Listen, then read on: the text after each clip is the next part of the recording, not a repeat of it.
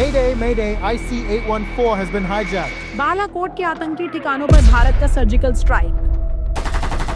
Taking the right decision is less important than making the decision right. India's National Security Advisor, Ajit Doval. He's a very controversial character. I was a bit surprised. The impression I had of him turned out to be something different. Twice he said, recorder off with DJ. I may not like to answer this question. Pakistan is a weapon that can be used by anybody.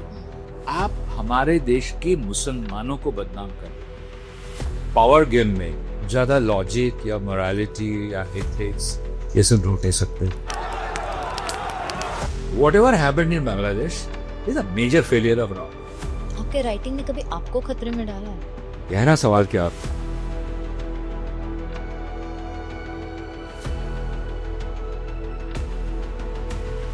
Welcome back. Continuing our conversation with Anuradhya Mitra, who peels back the curtain on covert operations and the geopolitics behind them. So stay tuned as he explains the mistakes, the cover-ups, and the unexpected consequences.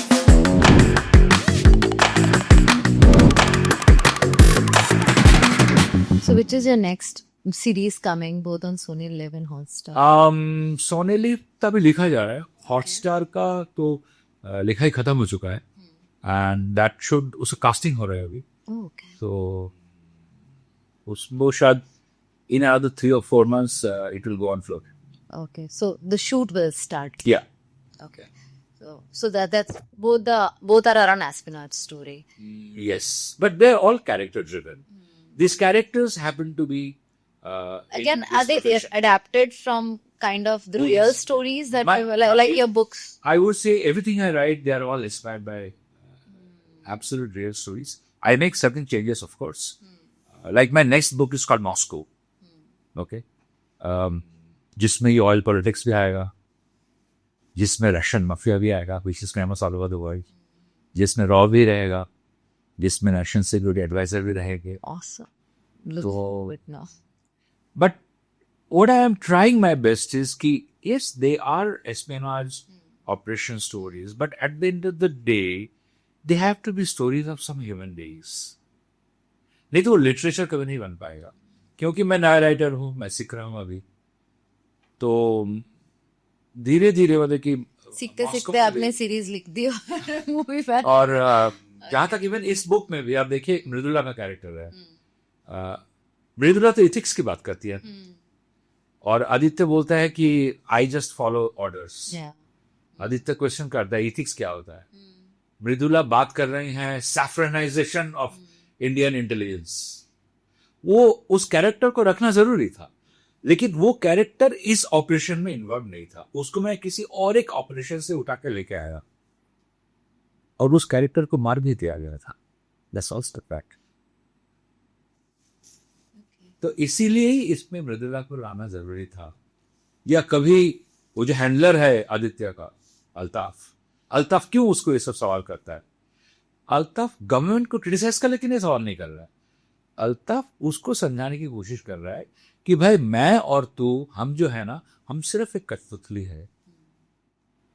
That's all. तू अगर लग रहा है तू बहुत बड़ा फंदे खा है, तू बहुत कुछ करने जा रहा है, तो कुछ नहीं करने जा रहा है. तू सिर्फ वही कर सकता है जितना तुझे ये करने को अलाउ करेगी. That's all. So आप जब ये बुक लिख रहे थे और अपना रिसर्च कर रहे थे, you got an opportunity to meet the Prime Minister and Ajit Doval as well. I have met the Prime Minister, of course, and I have met Ajit Doval also, and I was a bit surprised. The impression I had of him turned out to be something different. He turned out to be, at least in the first meeting, extremely humble, very simple, and it has got nothing to do with the way he appears on television while defending his force after a controversial encounter or something like that. दोनों image में बहुत फर्क. All I can say is that. But वो कब मिला, क्यों मिला, मेरे कुछ बार में मैं बात नहीं कर सकता. Just again, if you can answer this question, did he help you to write some right thoughts in this book or put right content to? देखिए, हम हमेशा एज ए जर्नलिस्ट ऑल्सो जब अजीत डोभाल को मिलते थे, he was an IB. He was always very helpful. क्योंकि वो खुद ऐसे ही एक कैरेक्टर है. उसको जो ये जो 007 या जेम्स बॉन्ड इंडिया का बोला जाता है, वो ऐसे नहीं बोला जाता है. वो वाकई में ऐसा आदमी है. He is a man who leads by example, who Leeds from the forefront. तो हम कभी भी डोवाल साहब से मिले, बातचीत किए, बहुत ओपनली बात करते हैं. You know, he is always very helpful. But in सब लोग को मालूम है कि हेल्प कहाँ तक करना है, कहाँ तक नहीं करना है. They are all duty bound, they are all very careful about information they share. तो क्या करना पड़ता है कि आपको बहुत सारे लोगों से इसलिए मिलना पड़ता है, और बहुत सारे लोगों से इन्फॉर्मेशन गैदर करके अगर आप डोवाल साहब के पास जाके बोलेंगे मुझे तो ऑलरेडी इतना मालूम पड़ा है, आप बाकी बोल दीजिए, तो समटाइम वो शायद कुछ भी नहीं बोलेंगे आपका कहानी तो बनी याद लगता है मेरे को. And he has got a great sense of humour. तो ही इज लाइक दैट. देखिए, प्राइम मिनिस्टर को अगर आप ऐसे पॉलिटिशियन कहीं मिल गए, उनको तो कुछ नहीं सकते. That's not, these are all you can say courtesy. और I never met him when he become the prime minister. मैं कभी मेरे को बोलती नहीं मिला, और आपको पहले मिला जब वो गुजरात के चीफ मिनिस्टर थे. बट डोवाल साहब कहाँ मिले हैं कई बार, and he is always very helpful. He has his own way of helping you understand the situation, explaining. He knows that I should not speak specific. That is against, my practice. But at the same time, he can probably create a situation whereby you will get what you want. Wow. How intelligent. Absolutely. But he will also at the same time, he will try and figure that what are my motivations. That's very important, for them to understand that if my motivation is constructive, if my approach is constructive, they will help you. They have their own ways of helping you, and help will come your way. So many people will meet you, and not just A, B, or C. They are all very important people, and you meet them, and they know that I probably carry a certificate that I can be trusted. That is the key. If they can trust you, they would not. I'm sure they must have done a lot of inquiries behind me before meeting me. They must have asked people who knows me कि इससे बात करने आ रहा है, क्या है नहीं है करके. And I think he was approached by some other people who wanted to write a book, something with Penguin or what. Anyway, I'm not sure. So then I asked him, so let me know what you decide. He said, matlab? I said, whether I'm going to write the book. He said, are you going to write the book? I said, हाँ, I told these people, who sent me. मैं तो बोला उनको कि हाँ, मैं किताब लिख रहा हूँ ये. He says, मैं भी तुमको बोल चुका हूँ. तो he will record them and put them on speakerphone. He said, आपने उनको बताया नहीं क्या? तो उसे नहीं सर, हम सोच रहे थे बात कर लेंगे क्योंकि we have to discuss a few other things with him. So anyway, so that's where he started. And I told him, sir, I will not do anything that will read like a PR job. He said, I don't know. I said, because the book will have no credibility there. Number one. Number two, I will do my own investigations as well about the cases. So I'll not just wear your name contract, the investigation that were carried out under your leadership. So he said, absolutely fine. Go ahead with that. And I said that it is my book. It is not your book. I'm writing an official biography. You have every right to go through my manuscript. But you will not have the right to edit my book. He said, I don't want that. Kitab aap hi likhiye. Lekin, he says, as long as their factual inaccuracy hoga, then I will have the right to correct it and I will give you documentary evidence to back my claims. I said, great. So the journey started there, and then we met several times. I must have visited Lucknow 5 times. He once came to Bombay, and he always helped me with, in one particular case, the death of Mukhtar Ansari in jail. He had a heart attack, then he was rushed to hospital, where he died of a cardiac arrest. Everybody said, from Priyanka Gandhi to everybody, that, selectively people are killed in Yogi Adityanath's Uttar Pradesh, and his family said he was poisoned. This is not a case of heart attack. So I do remember that when I was doing this investigation, we are almost done with my research, and all my every single interview was recorded. Every single interview with Prashant Kumar was recorded. So one day it's kind of over, and we're discussing that by when I finished my manuscript, I'd already started writing. Then his people came to me with some 3 boxes of documents. I said, "ये क्या है?" He said, "Sir, इसमें पिछले 5 साल का ना वो सारे health medical records है मुख्तार अंसारी का. When he was not even in UP, when he was in Punjab, in a Congress government regime." तो सब लोग यही बोलते हैं ना, everybody says that he came to Uttar Pradesh, he was poisoned and he died. And heart attack was just like an excuse. He says, so Uttar Pradesh government was responsible for his heart issues when he was lodged in a jail in Punjab. And it was his choice to go to a Punjab jail. It is he who appealed before a court of law that I don't feel safe here. I must be lodged in some other jail, just like Atiq Ahmed was lodged in Sabarmati jail in Gujarat. He says, if they think that we have control over those jails, then there's no point in raising a finger, because then we are like superpowers. So what I'm saying is that he said that kal main is kursi mein rahu na, main to raha, I'll not be there forever. But somebody might file a case against you. Somebody can do something to you. So I suggest you should have all the, documentary evidence backing whatever you are writing. So on it twice he told me that. Twice he said, recorder off कर दीजिए, फिर मैं throw off the record कुछ बताऊंगा, and you see how you want to write it, don't quote me. And only once he said that I may not like to answer this question. It was about his boss, the chief minister of the state, and he didn't want to tell me the truth. He didn't want to lie to me. Because by then we had spent some 8-9 months together. आपके writing ने कभी आपको खतरे में डाला है? किताब लिखने के दौरान तो ऐसा कुछ हुआ नहीं, और उसके पहले जैसे मैंने कहा एक्टिव जर्नलिज्म काफ़ी समय से छोड़ दिया था. बट जर्नलिज्म के दौरान एक बार एक वेस्टर्न यूपी के गॉडफादर बोला जाता था Dharampal Yadav. He was a dreaded criminal whose son is actually Vikas Yadav, जो जेसिका लाल मर्डर केस में जेल में बंद है. उनके बारे में मैंने बहुत कुछ लिखा था. एक टाइम्स ऑफ इंडिया में 2-part स्टोरीज आया था सैटरडे संडे करके, कि the rise of western UP's godfather Dharampal Yadav. तो उन्होंने कुछ पहले पैसे वैसे देने की कोशिश की, जब कुछ हुआ नहीं, बोला कि मेरे बारे में भी कुछ लिख दीजिए. अच्छा साहब, मैं बोला मैं तो I try to contact you, आप कभी हमसे मिले ही नहीं. हमने तो अपने खाने में लिखा है, we try to reach you so many times. आपके घर में 2 बार गया, आप हमसे कभी नहीं मिले. हम आपका बयान भी रखना चाहते थे, आपका जो भी बयान होगा.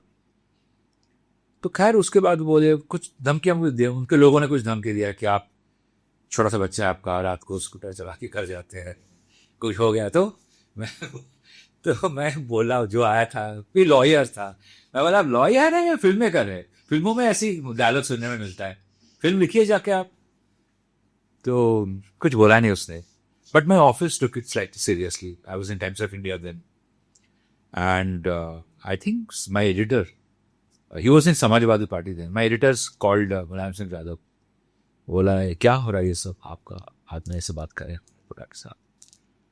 तो फिर मुलायम सिंह यादव ने हमको भी बुलाया, उनको भी बुलाया एक दिन यूपी हाउस दिल्ली में. खूब डांटा उनको कि ऐसी बदतमीजी दोबारा मत करना. तो उसके बाद कभी और कुछ हुआ. आपने कभी कोई और जॉनर पे बुक लिखने के बारे में नहीं सोचा? मैं बिल्कुल 100%. देखिए, मैं जिंदगी भर शायद ये सब नहीं लिखना चाहता हूँ. एक्चुअली लिखने का जो मन है वो हम सब लोग की कहानी, हमारी अपनी मतलब आम आदमी की कहानी. हमेशा मैं खाली एस्पेनाज के अंदर नहीं रहना चाहता हूँ. मैं जो कोशिश अभी कर रहा हूँ, जैसा आपने बोला कि let my characters be more and more interesting in my stories, and I will bring in more. I will integrate their personal life, their journey, in a setting that is espionage, say. Like a love story or something. Yes, absolutely. Moscow has that. So Moscow has that. Moscow has a love story. Moscow has a very strong story between a father and son. Father is a widower. Sam I'm bringing in these elements. I could have done a lot more probably in this book. I had the information, but I didn't know how to handle them because I don't want to get distracted also. So I'm reading now a lot more than before. मेरा बीच में पढ़ने का आदत एकदम चला गया था. I stopped reading. तो उससे बहुत नुकसान होता है. I think जितना पढ़ पाऊंगा ना उतना ही उनसे सीखने को मिलेगा. But I like an element of mystery in my stories normally, so that the characters become interesting. That I like. That's what you've lived for years, probably, that naturally comes. Absolutely, no. Because if these espionage stories are from my own experiences, then there are a lot more, right? This from the stories of my childhood, or the stories of my friends, or whatever I've seen in life, or say a story, it can be of an auto rickshaw driver also. And yeah, I would love to write all those stories, absolutely. Ethics और power अक्सर हम देखते हैं कि coin के head और tell जैसे act करते हैं. क्या पावर मिलते ही एथिक्स ऑटोमेटिकली कॉम्प्रोमाइज हो जाता है? I think yes. क्योंकि पावर गेम में, पॉलिटिक्स में, आज पॉलिटिक्स क्या है? पावर के लिए ना. तो जो पावर गेम होता है उसमें आप ज्यादा लॉजिक या मोरालिटी या एथिक्स ये सब ढूंढ नहीं सकते. आई think the line is getting blurred. तो जो आप हेड और टेल की बात कर रहे हैं तो it hardly exists anymore. That is why कि मैं 15 साल से एक रिलेशनशिप बिल्ड कर रहा हूँ अमेरिका के साथ. ओवरनाइट वो खत्म हो जाता है और मैं चाइना पहुंच जाता. और फिर एक फोटोग्राफ हमें देखने को मिलता है कि रशिया, चाइना, इंडिया तीनों के जो हेड ऑफ स्टेट्स आए, they are in a very jovial mood. वो भी इसलिए किया गया ट्रम्प को दिखाने के लिए भाई we are not dependent on you. Absolutely. अगर that was a great move. Absolutely. अगर ऐसा आप करेंगे तो यहाँ ये भी हो सकता है क्योंकि चाइना को तो जरूरत है इंडिया को. इसलिए तो चाइना हो रहा प्रेशर डालने की कोशिश कर रहे हैं. रशिया को बहुत जरूरत है हमारी. अमेरिका जो बोल रहा है कि आप उनसे तेल खरीद रहे हैं, उस पैसे से वो यूक्रेन में वॉर लड़ रहा है. आप यही बोल रहे हैं ना, आपका ये प्रॉब्लम है. लेकिन आप ये तो नहीं बोल रहे हैं ना कि आप उनसे यूरेनियम खरीदते हैं. तो कहने का मतलब है कि इन पावर गेम उतना ही झूठ बोल रहा है. वहां फिर कहाँ इथिक्स हुआ? यहाँ कौन सा इथिक्स हमने यहाँ देखा कि you are only simply out because आपको मालूम है कि I have an issue with India. This regime of India has the capacity or the guts to immediately tell Xi Jinping, "चल रहा है, हम दोनों मिलकर कुछ कर जाएं." I'm rephrasing it, of course, but that is how it is. So there is no law and order in this. Absolutely, politics. It's not possible also because everybody is fighting for its own gains. So वहाँ China will only look at its own interest. We may have, I mean, while China's a Chinese Communist Party delegation is visiting us, which I think was 2 days ago. And having a nice meeting with BJP. उधर अरुणाचल प्रदेश के बारे में वो लोग कुछ और ही बात कर रहे हैं. At the same time. And at the same time, our trade with China is only increasing and increasing and increasing, going up. Yeah, while we're blocking TikTok and other Exactly. apps. Yeah. So all these things go parallelly. It all depends on how serious is the problem between the two parties. With Pakistan, we have a very serious problem since 1947. And more so since 1971, when India split Pakistan into two. So we have a very serious problem with them. So we deal with them differently. But we have still done a lot of trading with them. We have still played cricket with them. But we reach a point where things are not possible. So they are big powers like China or America. We'd always use somebody like Pakistan. Because Pakistan is a weapon that can be used by anybody. They are basically a very helpless set of people. It's a very helpless country. They have no money to survive. तो उनको जो भी पैसा देगा, it's like a drug addict. वो जो भी उसको देता है, वो बोलते हैं आप ले काम कर दो. You know, very often in this world, actually, very often spies themselves don't go and kill people. You know, mafia organizations are used. Their hitmen are used. Drug addicts are often used. They're taken out of a jail, or they're picked up from somewhere, they're trained, they're continuously fed with drug, and then they are let loose. Okay, this is a target, go and kill. If you die, probably we'll give some money to your family. It happens. It happens quite often between, it has happened with RAW, it has happened with ISI, all this. So what I'm trying to say that, sorry, I digressed. So Pakistan is a country which is very vulnerable because it's dwindling economical power. They have nothing left there. They have destroyed everything. So today they are completely dependent on loans coming from international banks. Yeah. तो उनको इस्तेमाल करना बहुत easy होता है ना. Internally बहुत बार ये डिस्कशन पाकिस्तान में हुआ इमरान खान के बाद, जब ये शहबाज शरीफ भी आए, कि हिंदुस्तान से ये लड़ाई बंद करो, टेररिस्ट भेजना बंद करो, आर्मी को समझाओ और मोदी जी को बोलो कि हमें ये चीज दे. But army will never let it happen, because army wants Pakistani people to believe कि हिंदुस्तान कभी भी हमारे ऊपर हमला कर सकती है. इसीलिए हमें आर्म्स खरीदना बहुत जरूरी है. और वो सारे आर्म्स डील से ये लोग जो किकबैक्स होता है उससे they have made billions of dollars, जो दुबई में, जो स्विट्जरलैंड में, सब बैंकों में है. इन सब लोगों की प्रॉपर्टीज जो है दुबई में है, बाकी कंट्री और यूरोपियन कंट्रीज में है. वहां उनके बच्चे रहते हैं, पढ़ते हैं, और यहाँ बैठ के ये लोग कर रहे हैं. जब तक वो पाकिस्तानी आर्मी का कंट्रोल नहीं जाएगा पाकिस्तान के ऊपर से, पाकिस्तान का सिर्फ नुकसान ही हो सकता है. मैं नहीं मानता एक आम पाकिस्तानी हिंदुस्तान के साथ कोई वॉर चाहता होगा या ऐसा चाहता होगा कि हमारे यहाँ से कोई जाए और 4 आदमी को मार के आए. इम्पॉसिबल, हो ही नहीं सकता है. I have many Pakistani friends and when I speak to them in private, when I have met them outside their country and outside my country, आप कोई फर्क नजर ही नहीं कर सकते. My son has studied in a foreign university where he had Pakistani classmates. They had no issues between them. And I had the same experience when that same son of mine was born 35 years ago. I shared an apartment in Washington with a person from Pakistan television. And people used to ask us, we are part of a scholarship. बोलते तुम लोग class में इतना क्यों झगड़ा करते हो एक दूसरे के साथ? घर पे एकदम एक जैसे है. You are sharing an apartment, you throw parties, you eat the same food, you drink the same. भाई क्लास में क्या हो जाता है ना? क्लास में तो ऑफिशियल हो जाता है ना आप दोनों. कुछ लोगों ने लाके खींच दिया था 2 देश के बीच में, बाद में चीजें खराब होता गया. So this is all the thing is Pakistan has got no option. So anybody will lay conditions before Pakistan. They lay conditions before India also. Right. That is exactly what Trump is trying to do. He keeps on talking about increasing the tariff. Is because he's trying to tell us that no, nothing to do with China and nothing to do with Russia in particular. Because his whole talk of, he could not digest this fact that, because he took it for granted कि मेरे को Nobel Peace मिलने जा रहा है, मैं ऐसे ऐसे कुछ काम कर लूंगा.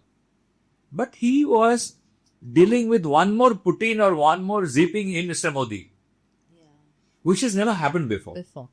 Either India chickened out or India said, हाँ जहाँ बना बताइए क्या करना है. At least verbally India ने कुछ बात करके मैनेज किया. इस बार क्या हुआ? Our Prime Minister maintained a silence all through. कोई कितना भी बोले, but India has never acknowledged this fact. They always said, and even now the Pakistani defense minister said in a podcast that the dialogue of ceasefire was discussed only bilaterally. That is between Pakistan and India. तो कहने का मतलब यह है कि अभी बोल दिया उन्होंने, कितने बार बोला, उसमें तो कुछ कर नहीं सकते. आपने जो मेंशन किया ड्रग एडिक्ट्स को यूज किया जाता है स्पाइस के लिए, are they largely used as maids, as security guards, because they are the people who are very close to these, high official family, jahan se information nikalna, and even if, since they are ready to do and die kind of a situation, they've already reached. अब हम देखते हैं content creators भी use हो रहे हैं. We saw in before the Sindoor happened, Operation Sindoor happened. So what is all this and how is this all arranged? Content creators अभी जो use हो रहा है ना, वो because of television and there is so much in digital, जो लोग देख पा रहे हैं सामने आ गया. लेकिन मीडिया फॉरेन इंटेलिजेंस के हाथ बहुत पहले से बीत चुके हैं, since independence. Let me put it this way. एक कंपनी था दिल्ली में जिसका नाम था चिन्हार एक्सपोर्ट्स।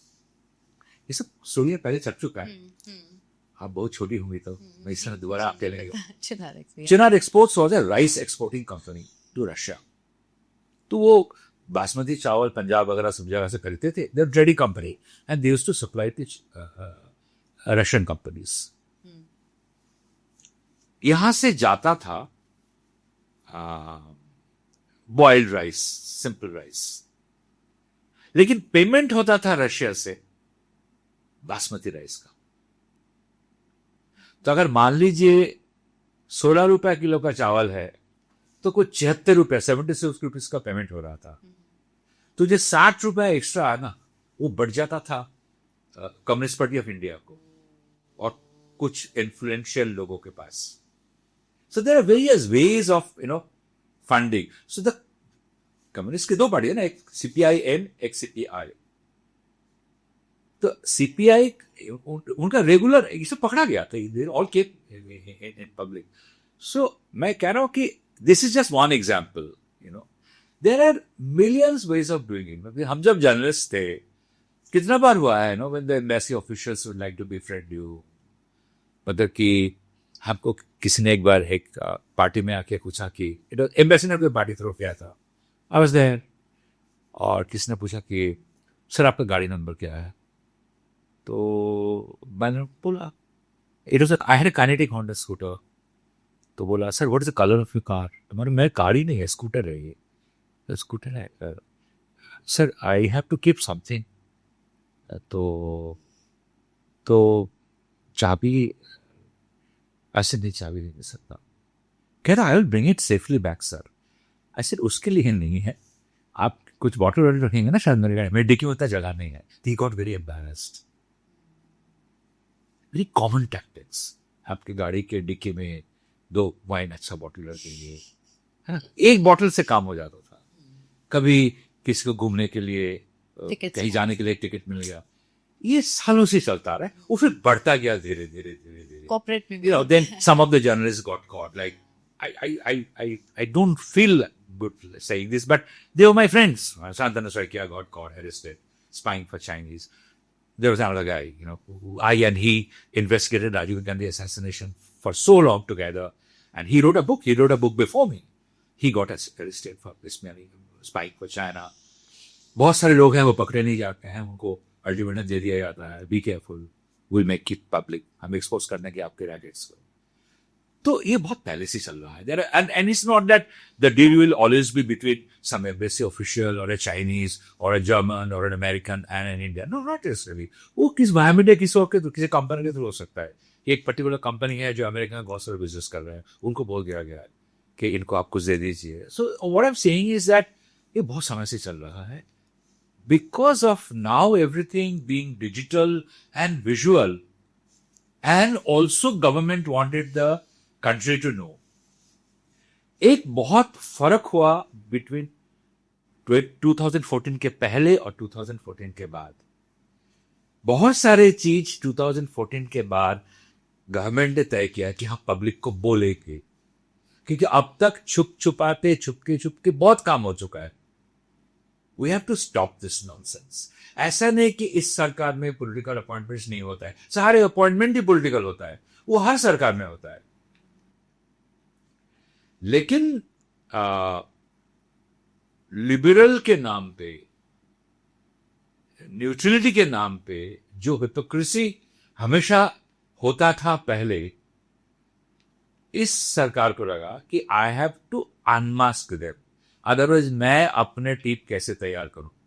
जैसा एक बात बहुत प्रचलित पॉपुलर हो गया, Lutyens Delhi. I think Arnab Goswami started this, Lutyens Delhi. Lutyens Delhi आ चुकी है, लोग बदल गए, उसके मेंबर्स बदल गए। लुटियस दिल्ली है ना, एक जगह है, तो वहां के जो पावरफुल लोग हैं उनको लुटियस दिल्ली बोला जाता है क्लब। तो वो जगह तो है ना, और पावर गेम भी है, तो लेकिन वो खिलाड़ी बदल गए।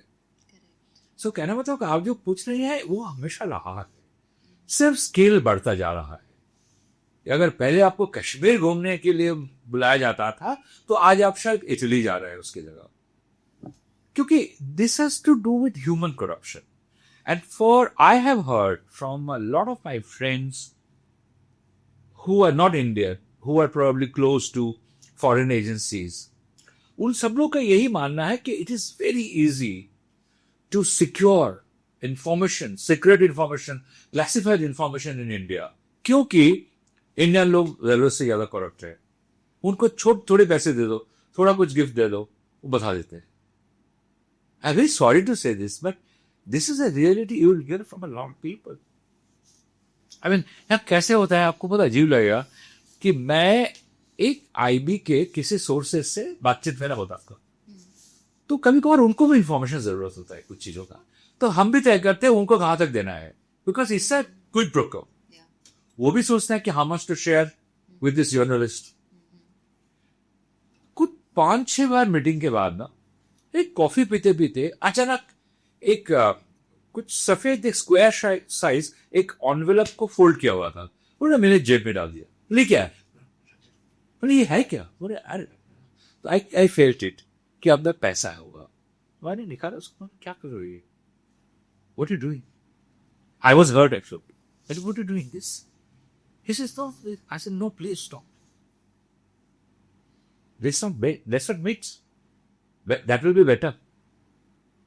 तो मेरे कहने का, तो मुझे मतलब आपको आज बोलते हुए भी शर्म आ रहा है। तो मेरे कहने का कि लेकिन हो सकता है मेरी जगह किसी को लगे कि यार नॉट बैड, फोकट में पैसे आ रहा है। ऐसा हुआ है, ऐसे बहुत बड़े बड़े नाम के साथ हुआ है, जो लोग बहुत काबिल लोग हैं, मैं उनके सामने कुछ नहीं हूं। They are great media man, they are great activists. I cannot name them, but I know for sure how much they're funded by foreign organizations. ये जो 2014 के बाद NGOs के ऊपर बहुत सारा रेड हुआ, मैं इसको इस तरह नहीं देखता कि एक सर्टेन काइंड ऑफ लोगों को दबाने की कोशिश किया जा रहा है, बिल्कुल नहीं। मैंने जर्नलिज्म करियर शुरू किया था इन द ईयर 1981। 82 में टाइम्स ऑफ इंडिया में मेरे को इंटरव्यू में पूछा गया था, do you consider yourself a reporter or an activist? Well, I'm a reporter. Okay, good. But activist report अलग होता, बोलो नहीं, there are a lot of journalists who are actually activists also. They have an agenda outside news reporting, so they pick and choose कि किससे ये इनका फायदा होगा, मैं उसी तरह रिपोर्टिंग करूंगा, और they will smartly edit their stories. हमने तब से सीखा है, और from that point of time I started learning that how NGOs, not all of course, but how NGOs are used by foreign interests, foreign countries in their interest, how NGOs are used. ये कोई नई बात नहीं है, ये मैं आपको 1981 की बात कर रहा हूं। So 2014 में अगर ये बात हो रहा है, उस बात की गहराई बहुत पहले तक आपको ले जाएगा। This is a fact. उससे जो चलाने वाले लोग होते हैं वो गांव में जाके काम जरूर करेंगे, वो कुछ वहां की महिलाओं की एजुकेशन की बात करेंगे, कुएं खोदने की बात करेंगे, करते भी हैं बहुत सारे चीज, लेकिन वो करते हैं इसीलिए क्योंकि उनका वहां से बहुत बड़ा इनकम होता है। वो लोग फॉरेन सिंपोजियम्स में जाते हैं, अटेंड करते हैं, उनका एक अलग लाइफस्टाइल बन जाता है। So their personal life is diametrically contradicting what they try, what they preach in their professional life. What stops you from being an activist? Very simple, I came from a very low economic, lower middle class family. I came from. All I have seen is poverty, in my childhood. So my first priority in life was to help my father. And my mother always taught me that, we are so poor, we couldn't afford goat meat, regular meat, mutton. तो हमारे पिताजी beef दुकान से जहाँ beef करी बनता है वो खरीद के लेके आते थे, हम वही खाते थे। तो मैं बोला, कुछ लोग मेरे दोस्तों कह रहे थे कि हम हिंदू हैं, बीफ नहीं खाना चाहिए, गलत है, तो शी सेज इसमें कोई गलती नहीं है बेटा, किसी का भी मांस खाओ, it's okay as long as you don't eat human meat. तो मेरे को बहुत बाद में समझ आया कि no why she said this, she said this in Bengali. तो मेरे कहने को ये है कि if this is my grounding, तो मेरे को हमेशा लगा था कि न्यूज रिपोर्टिंग में जाएंगे। हमारे इंस्पिरेशंस कौन थे? MJ Akbar, Arun Shourie, you know they were breaking stories.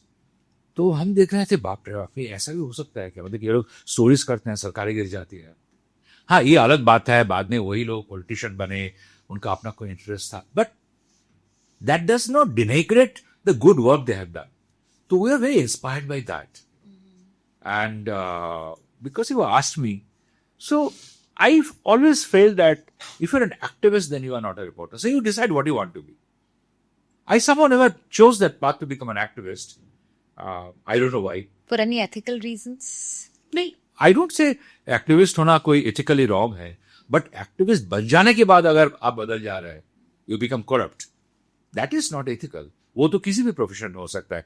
Journalist corrupt होता है, पॉलिटिशियन करप्ट होते हैं, डॉक्टर्स करप्ट होते हैं, chartered accountants. That is to do with human being. Nobody has come from another planet, we are all from the same planet. So activism करना या activist बनने में कोई गलती नहीं है, लेकिन अगर एक रिपोर्टर एक्टिविस्ट हो जाता है तो मुझे लगता है प्रॉब्लम होता है, because then his writing is influenced by a different interest. मेरे कहने का मतलब ये है, आप जाके मेधा पटकर के साथ नर्मदा डैम के खिलाफ अगर एजिटेशन कर रहे हैं, बहुत अच्छी बात है, लेकिन ठीक अपने फिल्म के रिलीज के पहले जाके अगर आप ये कर रहे हैं तो उसमें हमको हिपोक्रेसी दिखता है। मैं उसके खिलाफ। अगर एक स्पाई अगर लॉ के बाहर जाकर काम करे और एक क्रिमिनल लॉ के बाहर जाकर क्राइम करे, तो मोरालिटी के लेवल पर फर्क क्या है? स्पाई देश के लिए काम कर रहा है, क्रिमिनल अपने लिए कर रहा है। क्रिमिनल कानून हाथ में ले रहा है, स्पाई को वो अथॉरिटी देश ने दिया है, स्टेट ने दिया है, लेकिन क्रिमिनल जो है वो कानून को तोड़ रहा है सिर्फ अपनी सेल्फिश मोटिव के लिए। सो अगर हम इंटेलिजेंस ऑफिसर या एस्पिनाज की जो बात करते हैं, कौन से मॉरल और साइकोलॉजिकल प्राइस वो हमेशा से रेडी होते हैं चुकाने के लिए? तो बहुत गहरा सवाल किया आपने। आई थिंक अपना सब कुछ खो देना, इन द सेंस दैट वही जो आपने पूछा ना कि उसके लिए क्राइम है, इसके लिए क्राइम नहीं है। I think with operative specially those who are in field, who are asked to clean other lives, उनको तो ये मॉरल डिलेमा फेस करना पड़ता ही है कि फिर मुझ में और एक क्रिमिनल में और उसमें कहाँ तक फर्क है। मैं नेशनल इंटरेस्ट में क्या क्या कर सकता हूं, क्या कोई भी जगह नहीं है जहां एक लाइन ड्रॉ किया जा सकता है। उनके साथ तो ये होता है जरूर। मैंने बहुत लोगों को देखा, those who loses their balance, mental semblance, sanity, उनका ट्रीटमेंट होता है, उनको ग्राउंड कर दिया जाता है, दे सेंट टू हॉस्पिटल्स, उनके काउंसलिंग होता है, वो जरूर होता है। ये झूठ बोलते बोलते बोलते बोलते मतलब कि मुझे बाय इंसिडेंटली मालूम था somebody was in Assam, और मैं उनके घर में गया था और पता चला कि his wife is telling me कि he is in Bombay, और बॉम्बे से वो फोन में बात भी कर रही है, लेकिन वो राइन रीरूट हो रहा था। तो डेफिनेटली एक प्राइस पे करना पड़ता है। मैं खुद तो वहां रहा नहीं, so I don't know how far I can answer your question, but it's basically a toll on their mental health, definitely. Constantly we Take for example the story of Rajendra Kaushik. He was an Indian, Rajasthan में रहता था, उसको raw ने pickup कर लिया, बाद में उसको पाकिस्तान भेज दिया गया। He became a Muslim, converted to Islam, वहाँ उसने शादी की, बच्चे हुए। He was able to penetrate the Pakistan army. He almost penetrated the officer, General Ziaul Haq. He married a Pakistani woman, his legitimate wife. He had a child, he had a son from her. And he was continuously working for India. He did major cases for India. The Kaushik was the Indian spy who got hold of Pakistan's nuclear program, Kahuta, and sent it to India. That is how India got to know that Pakistan was illegally smuggling uranium from Iran and Kazakhstan and building a nuclear sector. Now, कैसा लगता होगा कौशिक को when he is at home with his wife and child? They know him as Nabi Ahmed Kazir is his name. And everybody knew that. And when a time came and he realized that I am going to be caught, I am being suspected, he spoke to Rao and he said, I want to come back, make sure I come back safe. And Rao said, no, you don't cross this border. We will try and take you out of Pakistan to another country. He said, no, my wife is carrying a child and I want that child to be born in India. So therefore, I will bring my wife along. And Government of India never agreed with him for that. And he then refused to come to India, risking his own life. So somewhere down the line, he played the right role of a father and a husband. It must have been extremely difficult for him. And in order to be loyal to his wife and child, eventually he got caught. And Pakistan felt, my God. And they asked him, so you were so-and-so. He said, huh? You worked for long. Your actual name is this. He said, yeah, that's correct. I have done my job. You have done your job catching me. But मैं इसका आगे कभी बोलूंगा नहीं. And Pakistan was like shattered, Pakistan intelligence. They said, this man is an Indian, is a Hindu, is a raw agent. He has been living in Pakistan as a Pakistani, as a Muslim, married a Pakistani girl, and then he joined the army, became a major, and he was able to penetrate the president's office. इतना बुद्धू बनाया हम लोग को. उन्होंने उनको फांसी की सजा नहीं दी. बोले नहीं, इसको जिंदा रखो और इतना टॉर्चर करो और इसको जिंदा रखना कम से कम 20 साल तक इसका टॉर्चर चलना चाहिए. He was tortured for 16 years. And one day, there was so much of, ulcers and wounds on his body. Sara body gangrene hote. One day, he died in the jail. Miabai jail in Pakistan. So, your question is very valid. It must be very difficult for all these people to cope with this dual life. Has it ever happened these people have, because now in a situation like this, जब government ने बोला, India ने बोला कि no, we can't take you back. We will see if we can transfer you to other country. Do they feel like, turning their complete course of action towards the government, towards India and, belonging to the same country and being part of it? But it happens. Of course it happens. At the end of the day, you are a human being and you know that whatever I have done for my country. So the country has to take that responsibility. Yes, it is true. When I joined this profession, I know if I die, I can't complain. I cannot reveal my identity still. So I take this oath and I join. And I am prepared for it. But somewhere down the line, government has to take that responsibility that, okay, his death may not be, like if he died as a Indian spy in Pakistan, government of India will never admit it. But behind the scene, it has to be government of India's responsibility to take care of his family back home, if the need be. Has to be.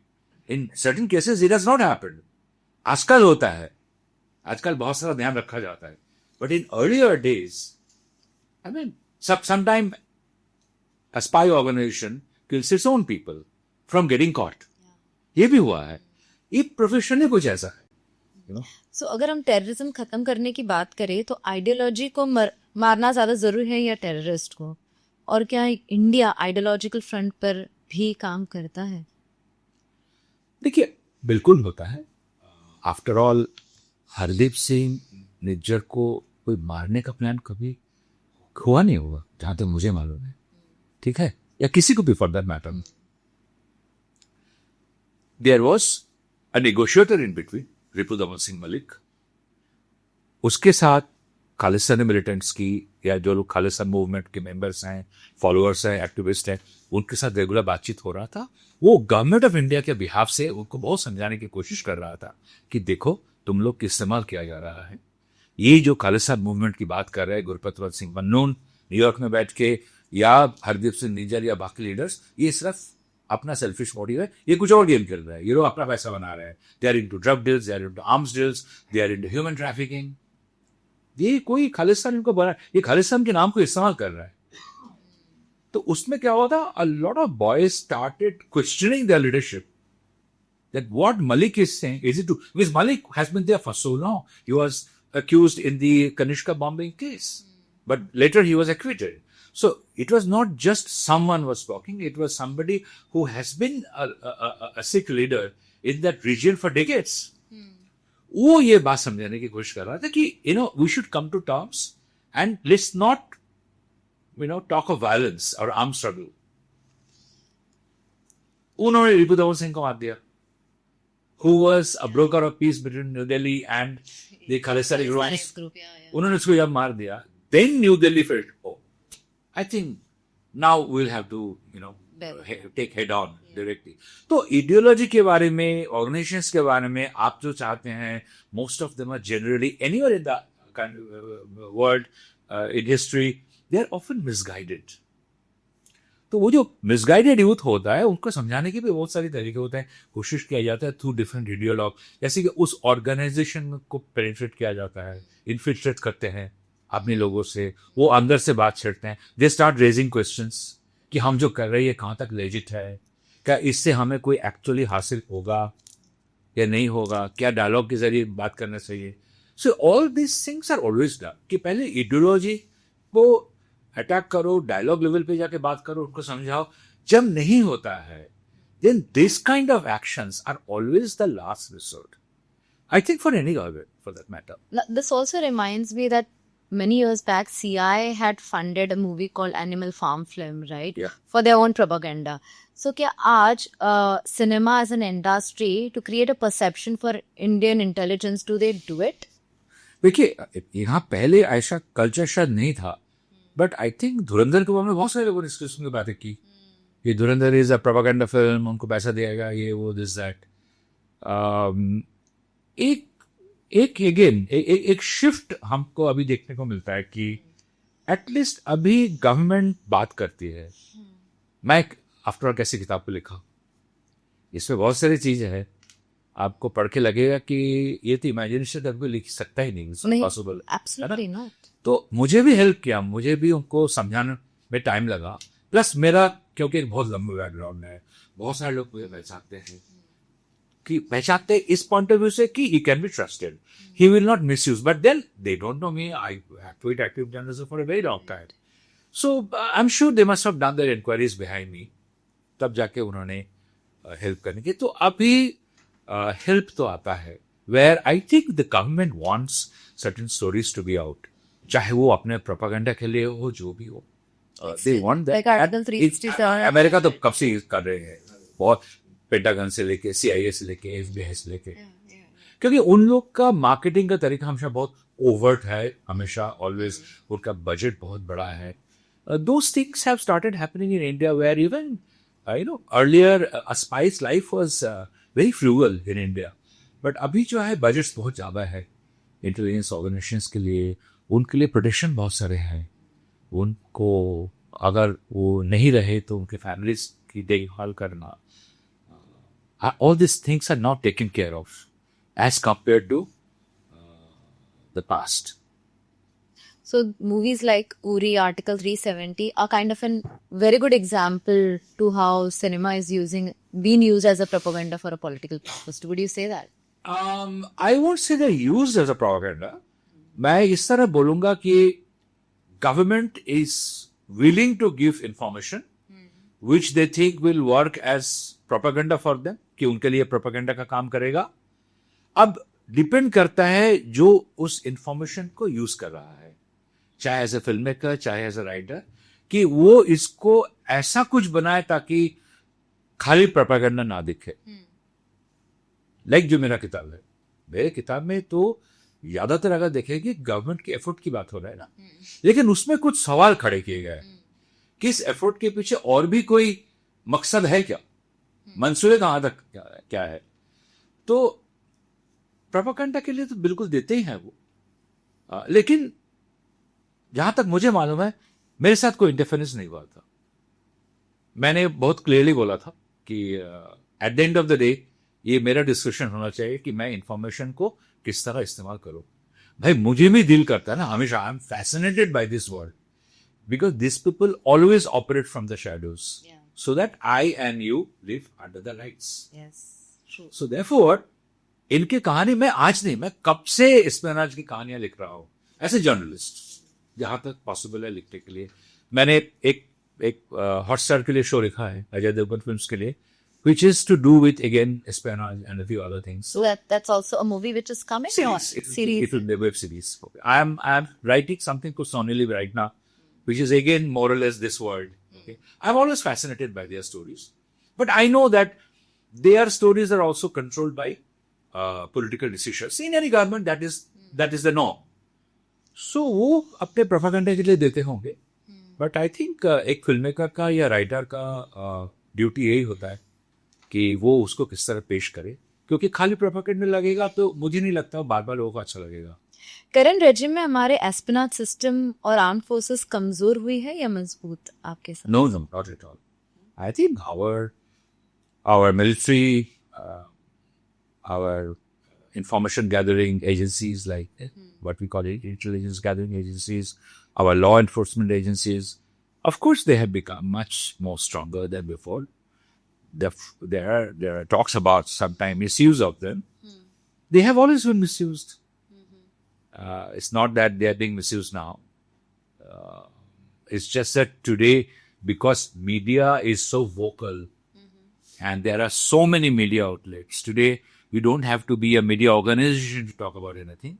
You just have access to social media and you can plant something there, which can be false, which can be true, and it goes viraling, no? So, no, I think our agencies are far more stronger now, and our armed forces are a lot more stronger. They were stronger earlier also, not that I won't say they were weak, but it's just that probably they didn't have the permission to act in a certain way. They always wanted, they always knew what to do, but now the they power, are liberty and money all is Absolutely. there. Absolutely. Money was there, I would say. I think what was not there was the political backing. The political will was not there. उसमें हम लोग बहुत ज्यादा safe play करते थे। I mean, मुझे ये आज तक नहीं समझ आया कि we are deterring to attack Pakistan. हम क्यों डिटर कर रहे हैं And कि it's a question of मेरा मुस्लिम वोट बैंक खराब हो जाएगा। आप हमारे देश की मुसलमानों को बदनाम कर रहे हैं। आप ये कहना चाहते हैं कि पाकिस्तान को अटैक करने से हमारे मुसलमान हमें वोट ही देंगे? आप ये कहना चाहते हैं कि हमारे सारे जो मुसलमान भाई हैं वो पाकिस्तान के लिए जी रहे? ये गलतफहमी है। उनके लिए धर्म के लिए एक अलग जगह हो सकता है, that is different, and Pakistani has the same religion. That does not mean that they will not support India in a war against Pakistan. But वही हो ना कि पॉलिटिशियन अपने तरीके से चलते हैं। तो मेरे ख्याल से ये एक बहुत बड़ा भ्रम था। प्लस ऊपर से ये हमेशा था कि पाकिस्तान हैज न्यूक्लियर पावर, कल कुछ कर देगा तो कुछ हद तक बात सही है। एक बटन दबा दिया तो बहुत शोर मच सकता है, लेकिन आप कब तक इसके लिए चुप बैठे रहेंगे? क्योंकि वो लोग इसके फायदा हमेशा उठाते रहे। तो हमने सर्जिकल स्ट्राइक किया, बालाकोट किया, अब ऑपरेशन सिंदूर हुआ। वो अटैक किया हमारे, पहला अटैक वो लोग पहलगांव करते हैं, उरी करते हैं, ठीक है। उसके बाद क्या बोलते हैं इधर पाकिस्तान में और एक कश्मीर में दोबारा अटैक किया, पुलवामा में जो क्या जम्मू के अंदर। आई थिंक वो इतना ही कर सकते हैं, उनका यही हिम्मत है।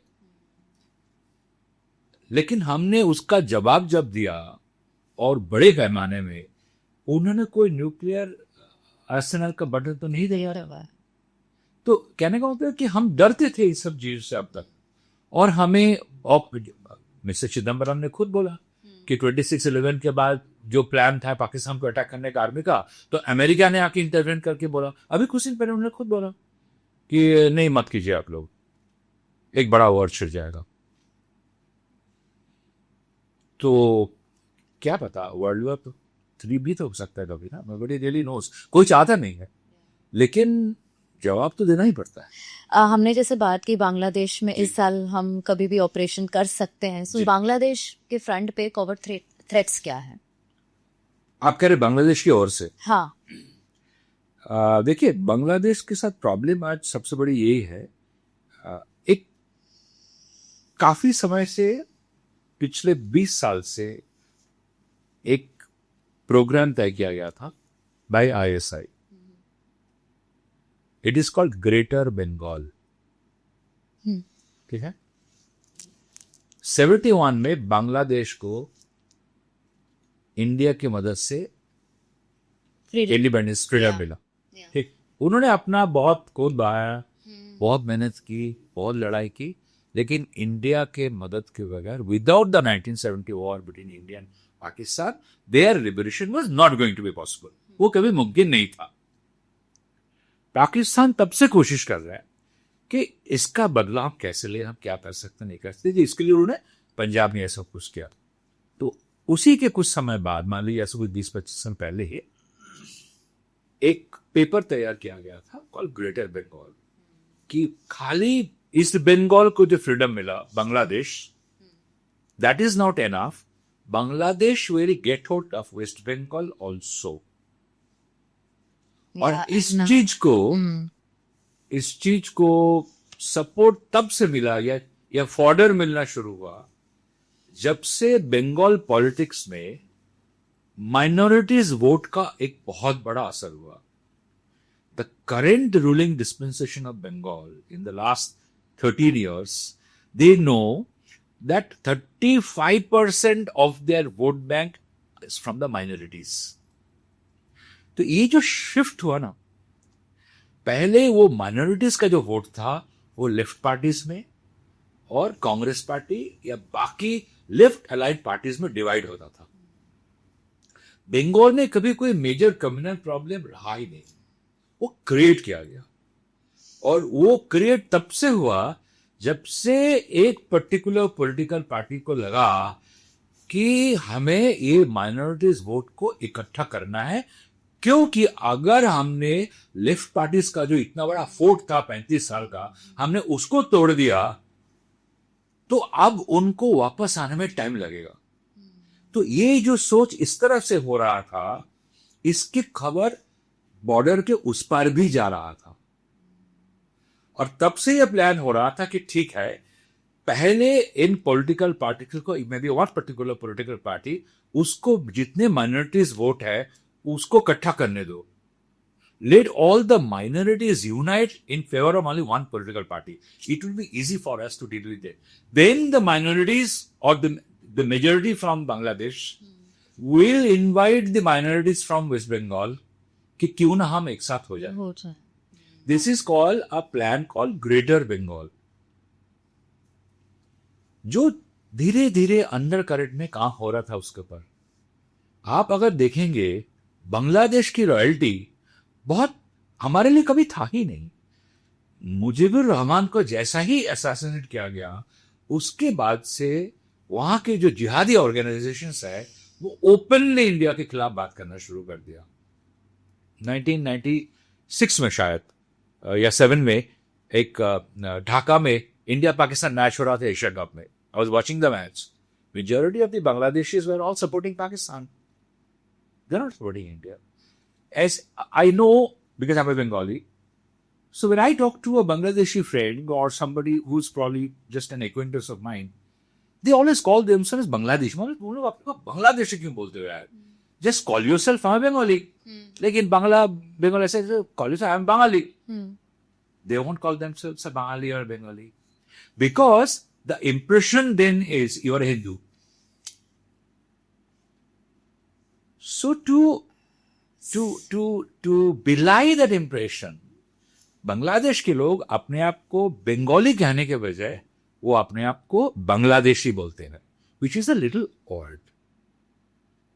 Anyway, that is their count. So मेरे कहने को था कि they were so conscious about religion कि बंगाली होते हुए भी अपने आप को बंगाली नहीं कहेंगे ताकि ये न लगे कि हम हिंदू हैं या मुसलमान हैं.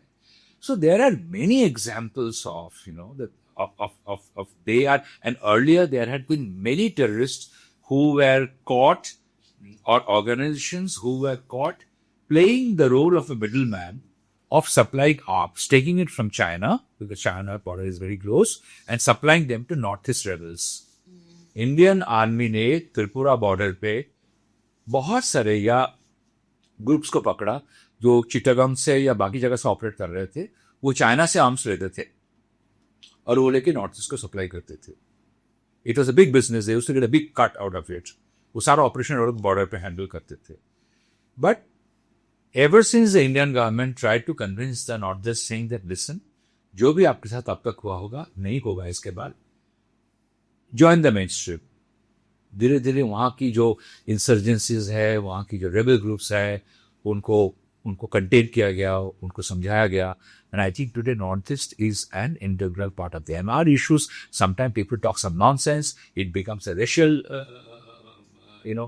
confrontation. But I don't think, as far as New Delhi is concerned, it's very clear that this government has done a lot for Bangladesh. They understand that. Bangladesh की तरफ से ऐसा बहुत कुछ हमारे लिए हुआ है covertly, which is against our national security, which is now going to increase because the jihadis are very, very clear. They have already completely denigrated anything to do with secularism by destroying everything of Mujibur Rahman. After all, he was a father and mission of that country. If you have something against his daughter, that she was corrupt, I can understand.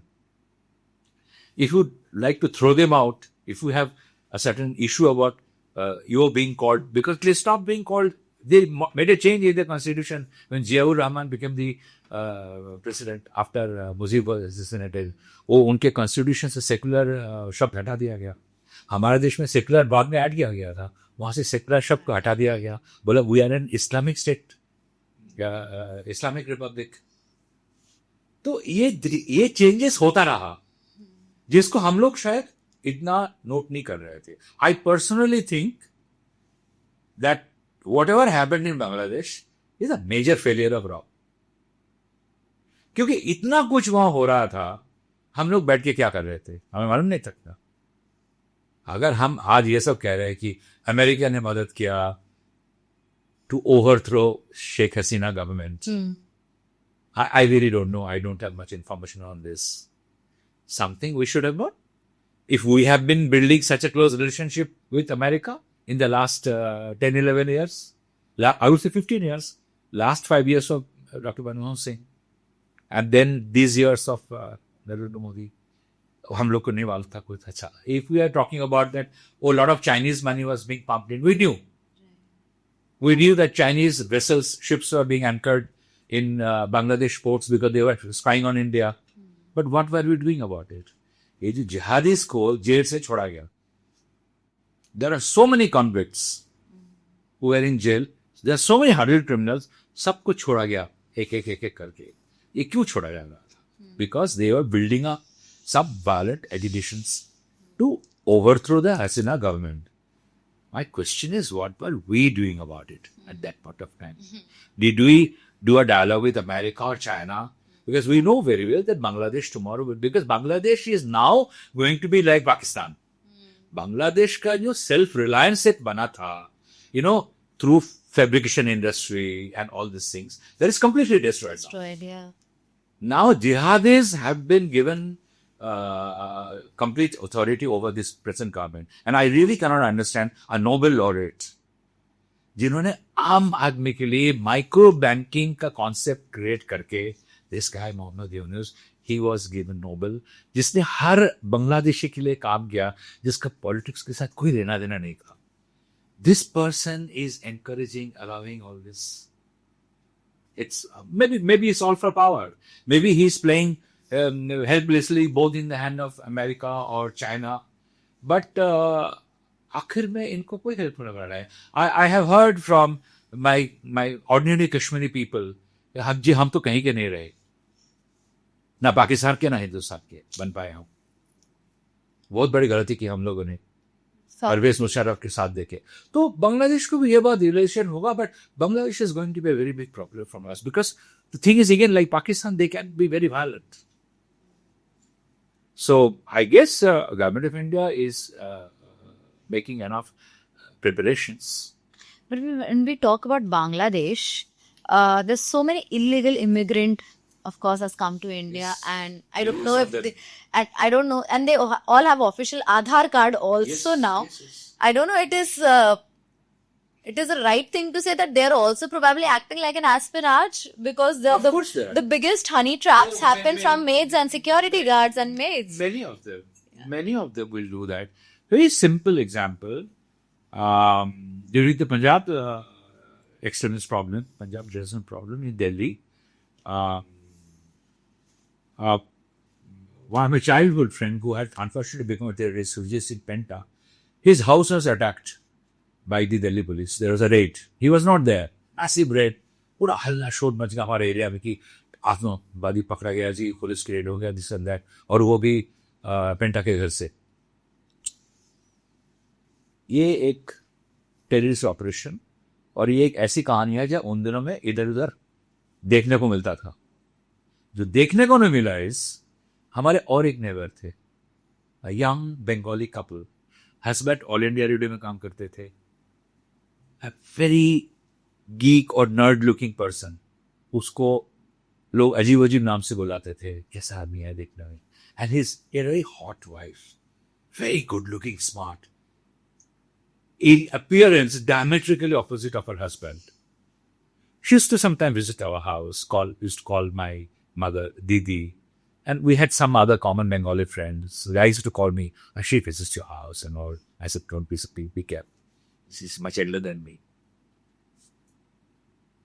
But 2-3 days before the terrorist operation, they had just disappeared from their flat. We don't know where they went. And much later, I came to know that this person actually worked for the counter-risk manager intelligence bureau. And their maid, house help, was planted in Penta's house. First, उन्होंने पेंटा के घर से उनके घर पे जो बर्तन मलती थी उसको भगाया, फिर अपना एक किसी को उनके घर में प्लांट किया as someone who used to wash the plane. You can say house help. इनको सारा खबर मिलता था कौन आ रहा है, जा रहा है, क्या हो रहा है, नहीं हो रहा है. Besides phone tapping and other things. And just before the operation, they quietly disappeared. The attention, by their appearance, the attention will never go to the husband. It will always go on the wife. People used to always talk about, gossip about the wife. Hey, look at her. She's like Sales Kmitao. All kinds of things, we used to talk about. Now imagine if there are people entering this country, infiltrating, coming with an Aadhaar card. उनको आधार card क्यों दिया जा रहा है? ताकि उनको vote मिल सके ना. That is one of the reasons. जब SIR बंगाल में हुआ तो क्यों बोला कि आधार कार्ड नहीं चलेगा? Because we know how many Aadhaar cards, fake Aadhaar cards have been issued so that they will cast their vote. So India में जहां भी रहे, all these Bengalis, जब बंगाल में इलेक्शन होता है वो जाके अपना वोट डालते हैं. तो पॉलिटिशियंस ये नहीं समझ रहे और इसको नजरअंदाज कर रहे कि मुझे तो वोट मिल रहा है, लेकिन उसके आड़ में कितने लोग हैं जो एस्पियोनेज का काम कर रहे हैं. ऐसा बिल्कुल होता है. Your question is absolutely valid.